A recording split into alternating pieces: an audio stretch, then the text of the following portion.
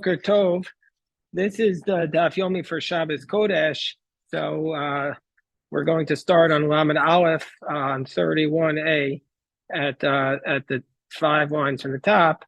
That we had finished a statement that the Bryce had said, Ra Mayim Sheshotfin. If you see waters coming, Sheshotfin Uban, raise a go name. You have to lock up you should close up the fence to protect the ground from the water. So what's the source of this idea? So Rava explains, it says in the pasuk, Kol Avedas Achicha, it says you have to return all the lost objects of your brother. Larabos Avedas Karka.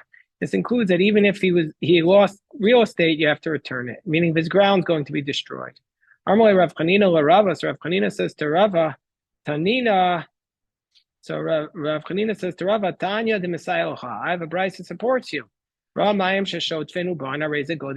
you see water that's coming, you have to close up the fence to protect the fence. So Amarle, so Rava is intellectually honest. He said, that price is not a support for me. Why? What's that price referring to? Badika Omrin. That price is referring to where there's stalks of grain. And so therefore, since the stalks of grain are going to be destroyed and they're ready to get cut, they're movables. Therefore, you have to protect it. It's like a movable lost object, not like real estate. Gemara says, well, what if there's stalks of grain? What's the chiddush? Gemara says, no, the chiddush is the ispa omrin the tzricha ara, that the omrin still need the ground. So you might have said, you might have said it's like the real estate. Since they still need the ground, it's like the real estate. Anyway, one that's not that since they're, you might have, so the price is just teaching us that even though they still need the ground, it's considered like a movable. They're still getting nutrition. They're not fully grown yet. Not completely independent. They wouldn't make it on their own. They still need the nutrition. So Gemara says, in Mishnah it said, if you find a cow or if you find a donkey or a cow pasturing on the road, it's not lost. But if you found it, a donkey with the utensils backwards or a cow running amongst the vineyards, that's a lost object. So the Gemara says, Agufa Kasha, the Mishnah itself is an internal contradiction. First clause it says, Amras Matzah Chamor Pararo and Baderach. If you see the cow or the donkey pasturing, Ein Zu Aveda, that's not a lost object. Which means to say, Roam Baderach, if it's pasturing on the road, Hudu Avi Aveda, that's not lost, Haratza Baderach. But if it was running, the Roa Ben Akramim, or if it was pasturing in the vineyards, Havi Aveda, that is a lost object. But from the second clause, Ema Seifa, it says, Chamor Vakelov Hafuchim, Uparatza Ben Akramim. If you say donkey with the utensils overturned, and a cow running in the vineyards, that's an Aveda, Rezu Aveda, Ratza Ben Akramim, if it's running in the vineyards, that's the Aveda. But if it's running on the road or pasturing in the vineyards, ain't to Aveda. So which is it? And then it says not a lost object. So what's the implication? So Amar Abaye Yagido Avreyo, who had its friend tell it about it. Meaning to say, both cases in the Mishnah are the same. Meaning to say, Tana Roa B'derach to Avi Aveda, that the Tana of the Mishnah says if it's pasturing the road, it's not a lost object. It's the same thing if it's pasturing in the vineyards. Tana Ratza Ben Akramim, it says if it's running amongst the vineyards, it's not a lost. If it says it's running amongst the vineyards, then it's a lost object. Ruadin Ratza Baderach, and same law if it's running on the road, it's also a lost object. So meaning to say, in both cases pasturing, it's not lost, and both cases of running, it is lost. That's how Abaye says. Amarle Rava says, Iyagid Alav Reyo. If you're saying that both cases are the same, listen, Kilta, then the Mishnah just had to tell us the Chiddush, the Kol Sheken Chamirta. It should have just said the lighter case, so for sure we'll know the stronger case. Litzni Ratza Baderach, we should have known that if it's running on the road, that's a lost object. The Kol Sheken Ratza Ben Akramim. And for sure, if it's running in the vineyards where a cow typically doesn't run, then for sure it's a lost object. Listen, Roa Ben Akramim could have just listed the case where he's grazing in the vineyards. That's not lost. The Kol Sheken, and for sure Roa Baderach, and for sure if it's pasturing in the road, for sure it's lost. Ela Marava. Therefore, Rava says Ratza Lokasha. Rava says running. The case of the running is not difficult. Means to say, why does it have to tell us that if it's running, it's considered to be a lost object. Ratza ratza kasha. So why does it say it in both places? So it's ratza. Hada apa agabe davra. Hada apa agabe matzah. One is it's running away from the city. One it's running towards the city. If it's running towards the city, it's not lost. Running away from the city, it's lost. Roa roa nami lokasha. The pasturing is also not difficult. Kamba vedas kufa, kamba vedas karka. One refers to whether the animal itself is lost, and one is to where the ground is lost. Kikotani roa, when it says if it's grazing, if it's pasturing in the path, then it's not lost. Lo ave aveda, haroa ben akramim have aveda. But if it's pasturing in the vineyards, it is lost. That's referring to the avedas karka. That means the field is going to be destroyed because the cow is grazing there in the vineyards. The kotani rotza ben akramim have aveda. When it says if it runs in the vineyards, it's a lost object. Haroa ben akramim. But if it's pasturing in the vineyards, it's not. That's ba'avedas kufa. That's talking about the animal itself. The rotza ben akramim. And if it's running in the vineyards, miskaba. That if it's running in the vineyards, it's going to get hurt. But roa ben akramim lo miskaba. But if it's pasturing in the vineyards, it's not going to get hurt. But if it's pasturing in the vineyards, it's not going to get hurt. That's,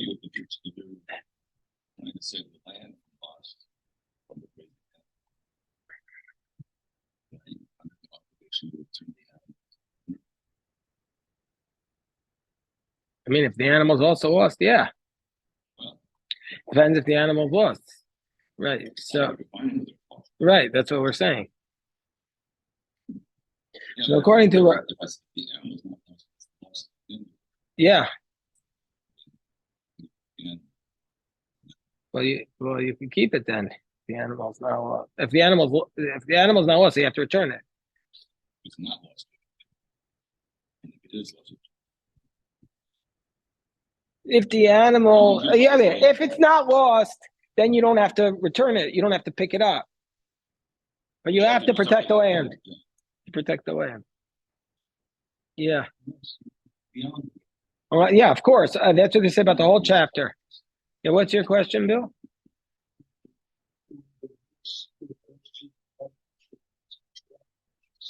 We're going to get to that right now. So the Gemara says, go for the Vero ben Akram lo miskava. So the Gemara says, Vero ben Akram, if you're grazing amongst the vineyards, Yehidu lo miskava. Okay, basically, even if you're grazing amongst the vineyards, granted that it's not going to get hurt, but still we have a problem. Vero ben Akramim. So the Gemara says, even if we say it's not going to get hurt, typically Mishum Avedis Karka, but at least he's going to destroy the land, so you have to stop it. Kind of like what Jeff was asking. So the Gemara says, no, but the land belonged to a non-Jew, and so therefore you don't have to save it from the idolater. The Gemara says, typically Mishum Avedis Kufa, but the idolater is now going to destroy this animal. So even though if the animal is not lost, it's going to be lost because the Kuti is going to destroy it. The Gemara, typically, Mishum Avedis Kufa, the Dilma Kotla, the Kufi will kill it. The Gemara says, "Ba'asra demasra v'adar kali." No, they have a law there that before they kill the animal, they first warn the owner. And the Gemara says, "V'dilma asra." Maybe they already warned him. Maybe this animal's on its last warning. The Gemara says, "Asra v'lo izur v'ade aveda midasi." Now, if you warn the owner and he didn't do anything, that's his fault. You have to return it. If it runs away, return it, run away even 4 or 5 times. It could have said, it says in the pasuk, Hashev tishivim, return it, you shall return it. So let's read it. Hashev means chadazimna, one time. Tishivim, trezimna. Tre means even twice.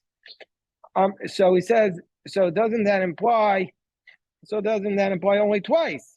So, but maybe we don't have to return it more than that. So Rava says, no, Hashev afilu mea pamim mashma. When it says return him, even it says even 100 times. Tishiveim eliyahu aveso v'ginasu charbaso minayin. I only know you have to return it. Tishiveim means I only think you might only have to return it to his house. How do I know that you have to? But if you return it to his garden or to his ruins, that you've also fulfilled the mitzvah of returning it. Says the verse Tishiveim mikol makom. You have to wherever you return it, even to his garden, it's also sufficient.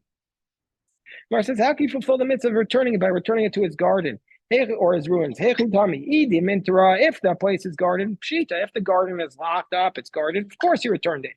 V'idula mintra amai. And if it's not guarded, then how have you fulfilled the obligation? Gemara says la'olam the mintra. No, really, the garden is guarded. And so if that's the case, why does it need to tell us? This isn't it obvious. This relates to a dispute we had earlier that you don't need the knowledge of the owner that you returned it. So it's teaching us you return it to a locked place, even though the owner wasn't aware. Like Rebbe Lezer, Damar Hakol Tzrichim Das Baum Chutz Mi Hashavas Aveda. Rebbe Lezer says that that if there's a robber or a thief or the four watchmen who steal something, you always need to tell the people that you returned it, except for when you're returning a lost object. Shator Ribta Hashavas Arbe, because the Torah says Hashav Teshivim to tell us that even if you don't tell them about it, if it's guarded, it's like you returned it. So now, since we talked about Hashav Teshivim, the Gemara is going to go in other versions, other verses where the verse repeats the word and tell us what the Torah is teaching us in those cases. Shalech Teshalach. So now we go to the mitzvah of sending away a mother bird before taking the egg or the chick. So it says, Shalech Teshalach, you shall send away the mother. Ema, I might think Shaleach, I might think send it away Chada Zimna. That you're obligated to send away the mother time. And meaning only once do you have to send her away before taking the eggs. But tishalach means to say trei zimna, meaning to say if the mother comes back, you have to send away the mother again before taking the chicks. You might think I sent it away once and now I'm done. I could just take it even if the mother came back. No, send it away until the mother's not there. I'm like shalach. So they said no. That Rava says no. I don't say that. Shalach means afilu mea pamim mashma. No, from the word shaleach, it means even 100 times. So tishalach, what did we learn from tishalach? I only think that you send away the mother bird if you want to take it to do like chicken soup, like if you want to do it for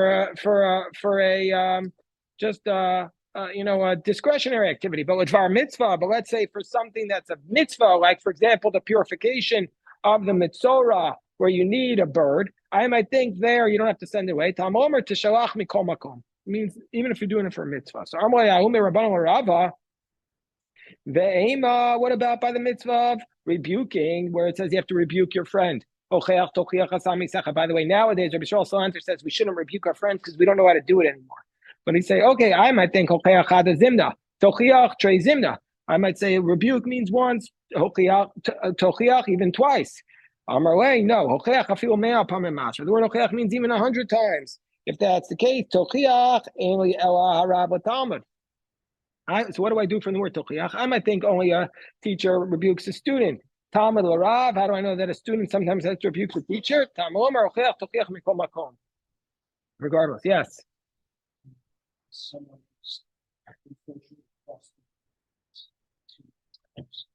When are you supposed to see someone? So you should only give hochacha if you know how to do it. If you don't know how to do it, then you have to keep quiet. So each case is different. I can't just give like a general rule. You have to be extremely sensitive or else it's going to be completely ineffective and it won't work. So it says with respect to the mitzvah of unloading a donkey, azov tazov amo, you have to help him. Eli ela ba'al avimo. I might think you only have to help him if the owner is with him. You have to help unload the donkey. Kishein ba'al avimo, when the owner is not there, how do I know? Tamalomar azov tazov mikol makom. Yes.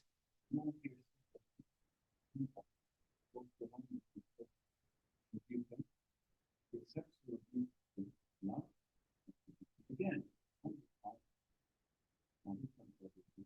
until the sinner strikes the rebuker and says, quote, I do not wish to hear another word. Very good.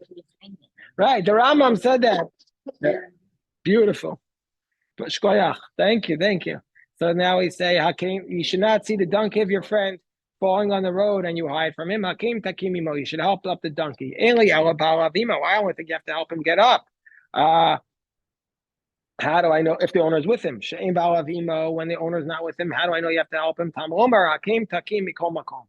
Regardless. Why does the Torah need to write two verses? One to teach you to unload and one to teach you to load. So the Gemara says, if it just said about unloading, I might have said, I would have said, well, because if you don't unload, the animal is going to be in pain.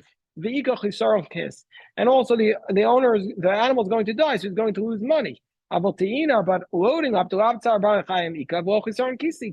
by loading up the animal's not in pain if you haven't loaded it up, and also the animal's not going to be hurt.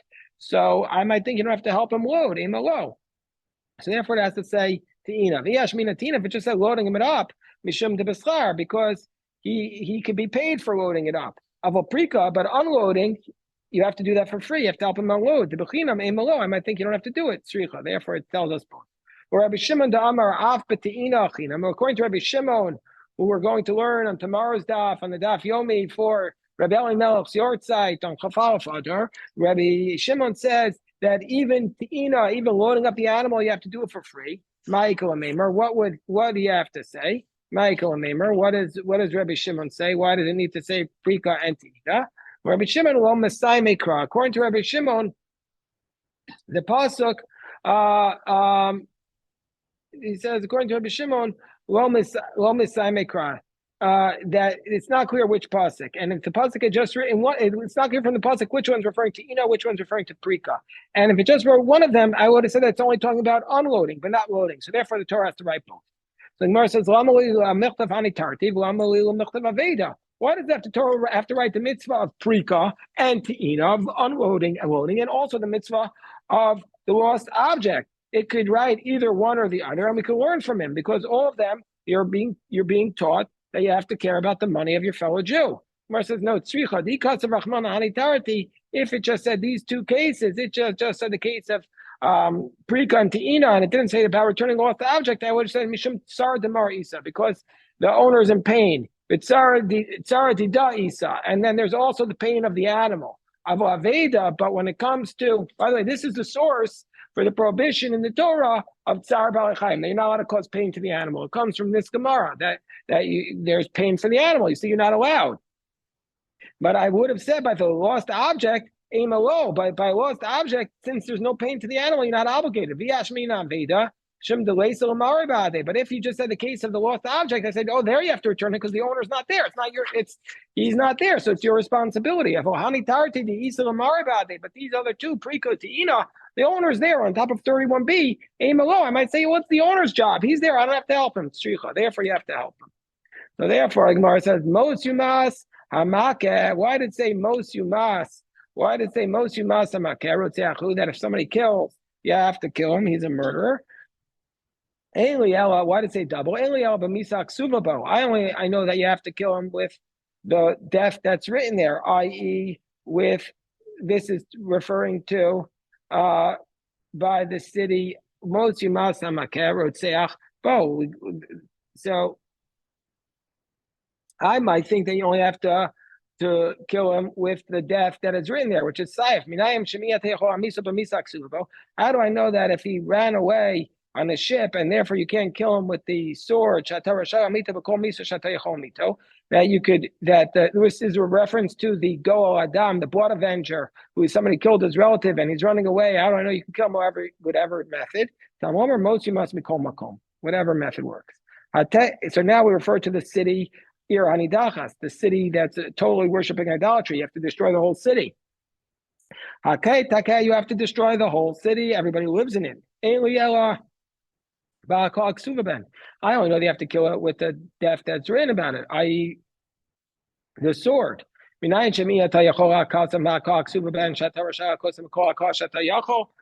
I know that if you can't do it with the sword, you do it any way you can? Whatever way you can. By the way, we know that the Gemara tells us that there never was and never will be such a city that's entirely idolatrous. They have to destroy the whole city. Gemara in Sanhedrin and Ben Sora Amora. That was by God.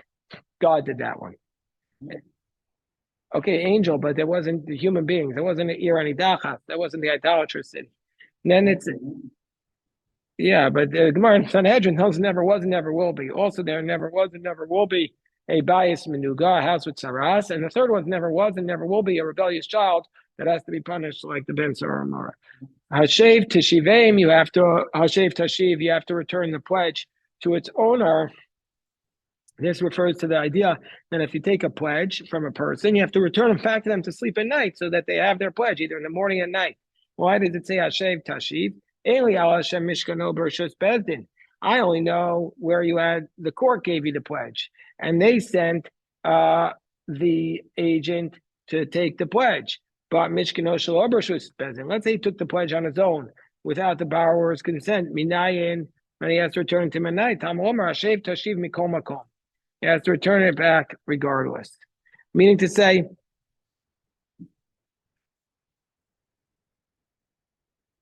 Chabol Tachbol. It says in the pasuk with respect to returning the pledge, if you grab the pledge, then at night you have to return it to him. Eli Ela Mishkano B'Reshus. I only know that this is the case if you grabbed it with the permission of the court. Mishkano Shelo B'Reshus. Let's say you took it without the permission of the court. How do I know you have to return it at night? Regardless, you have to return it. Why do we need two verses? One is for the garment at night, and one is for the garment during the day. That says with respect to the mitzvah of tzedakah, you have to open up your hand to give him charity. Why did it say in a double expression? I only might know this, that you have to give charity to the poor people of your city. How do I know if the poor person's from another city? You have to give in. Means mikol makom, regardless. Nason titain, it says that with respect to the mitzvah of charity, you need to give him the money. I only know that you have to give him a big gift, but let's say you can't give him a big gift. You can only give him matana muetes, a small gift. How do I know you have to give it to him? Regardless. Hanek tanik, and then it says when you send somebody away who is working for you, you have to give him a severance payment. I only know at the time where the house was blessed, that the guy did good work for you. Then manikim, then you give him a severance. Let's say the house was not blessed on your behalf. How do we know that you have to give him a severance pay? You have to give him severance. According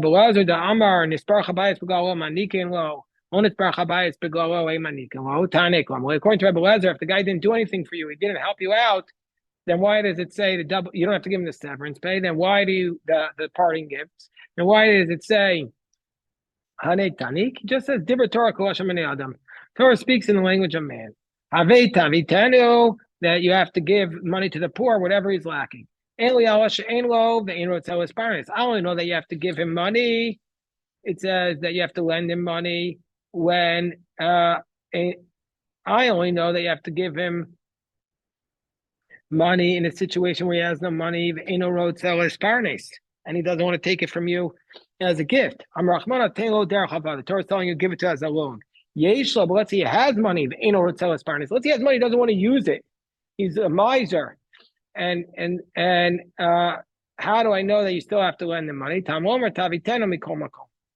him the money regardless. So Rabbi Shimon says if he has money, he's just not using it. Ignore him. Torah speaks like a person. The Torah is just speaking colloquially.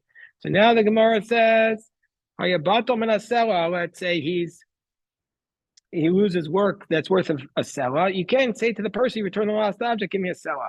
Tana, no star kapol bottle. You give him the amount of work that what a worker would be paid in order to miss his job. My kapol batal amar Abaye means kapol batal shal osa malacha de batal mine. Means to say we look how much a person would be willing to not work in order to engage in this easier job. Like normally he does very hard work, but now it's much easier work. So how much would he be willing to pay to take this easier job? So